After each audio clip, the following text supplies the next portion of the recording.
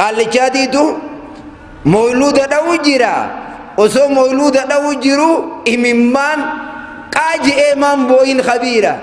tokko kana laaleetuma yaa khabiire jeen yoo rabbumaa jettee akkana boocu taate sirraa haa qeebalu jeen yoo hamashaan biira keenyaa akkana kasigootu taate immoo dhoorka si haa dhoorku jeen wal keessa seenanii dhiichisanii beeyte yoo hamashaa biira keenyaati kana booche dhoorka si haa dhoorku jeen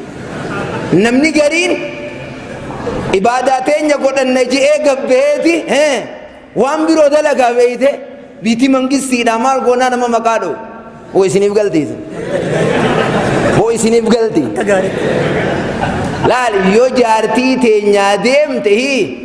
aboo dubbitti yasii gala oo biyyeytuu tanan maaqmaaqaniituma dhiisanii nooleen teenyatun irraa solloysuma jetti hunda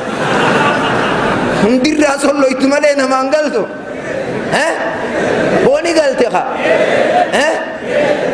tokkootii dujaan akkana jennaan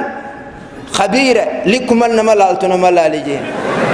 isaatiitu akkana jeen nama laaltu likkuman nama laale malee achi jalaan nu laaloo kana dhiisi jeen